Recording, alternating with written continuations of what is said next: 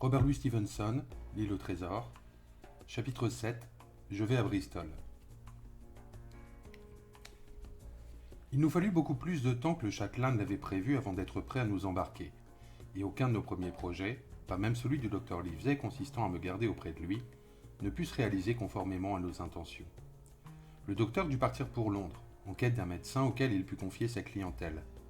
Le châtelain était fort occupé à Bristol. Quant à moi, je continuais à demeurer au château sous la protection du vieux Redruth, le garde-chasse. Je vivais presque en véritable prisonnier, mais, la tête pleine de rêves captivants, je goûtais par avance toutes sortes d'aventures en mer et sur des îles inconnues. Je passais des heures entières à méditer sur la carte, dont je me rappelais fort bien tous les détails.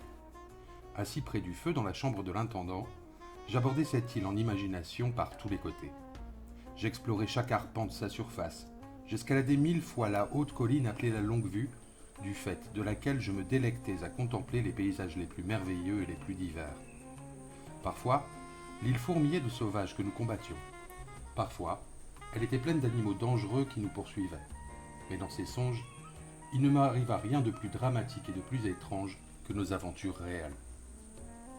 Ainsi passèrent plusieurs semaines. Puis, un beau matin, arriva une lettre adressée au docteur Livesey, qui portait en outre cette mention. En cas d'absence du destinataire, le pli sera ouvert par Tom Redruth ou le jeune Hawkins. Obéissant à cet ordre, nous trouvâmes, ou plutôt, je trouvais, car le garde-chasse ne pouvait guère déchiffrer que des caractères imprimés, les importantes nouvelles que voici. Auberge de la Vieille Ancre, Bristol, ce 1er mars 1700... Cher Livesey, comme j'ignore si vous avez regagné le château ou si vous êtes encore à Londres, j'envoie cette lettre en double expédition à l'un et à l'autre endroit.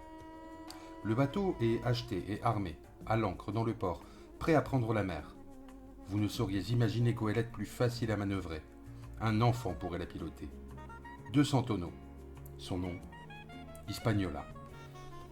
Je l'ai eu par l'intermédiaire de mon vieil ami Blangley, qui en l'occurrence a fait preuve d'un dévouement étonnant.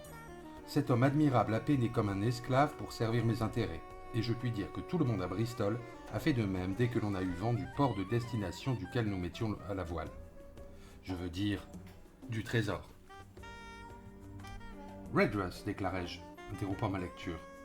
Ceci va déplaire au docteur Livesey. Je vois que le châtelain a bavardé malgré tout.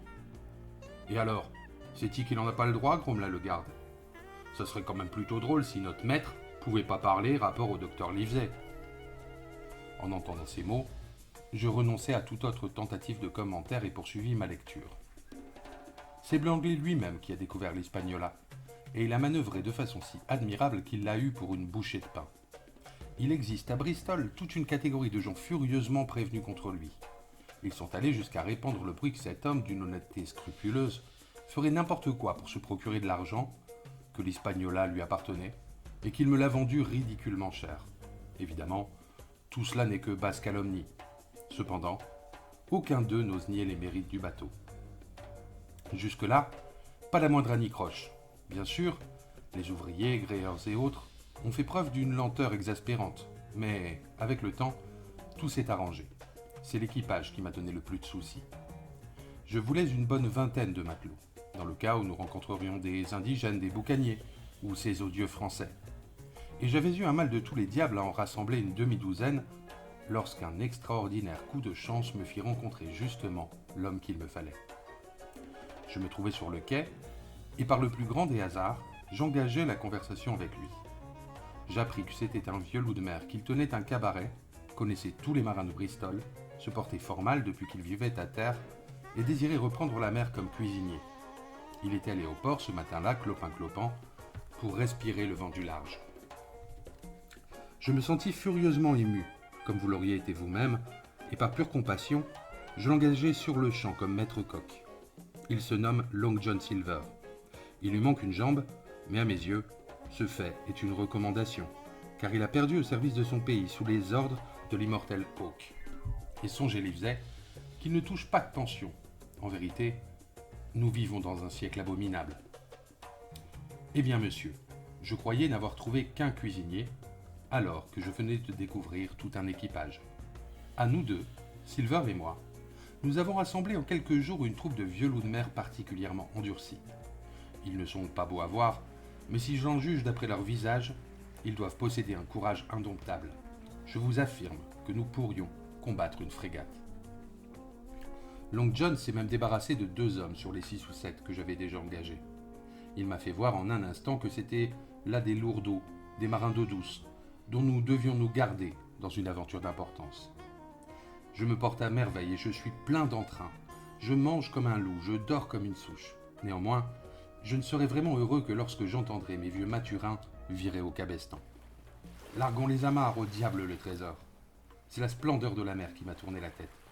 Mon cher Livesey, venez en toute hâte. Ne perdez pas une heure si vous avez la moindre considération pour moi. Que le jeune Hawkins aille voir sa mère immédiatement sous la garde de Redruth. Ensuite, qu'il parte pour Bristol, à bride abattue. John Trelawney. PS. J'oubliais de vous dire que Blandly, qui doit envoyer un navire à notre recherche si nous ne sommes pas de retour à la fin d'août, a trouvé un admirable capitaine. Un homme très dur, et je le regrette, mais à tous autres égards, une vraie perle. Long John Silver a déniché un second très compétent nommé Harrow. J'ai un maître d'équipage qui commande au sifflet, Livesey, de sorte qu'à bord de notre Hispaniola, tout se passera comme sur un vaisseau de guerre. J'ajoute que Silver possède du bien. J'ai appris qu'il avait un compte en banque qui n'a jamais été mis à découvert. Il laisse à son épouse le soin de diriger son cabaret. Étant donné que c'est une femme de couleur, 2 célibataires endurcis comme vous et moi peuvent se permettre de penser que c'est son épouse, autant que sa santé, qui le pousse à reprendre la mer. PS.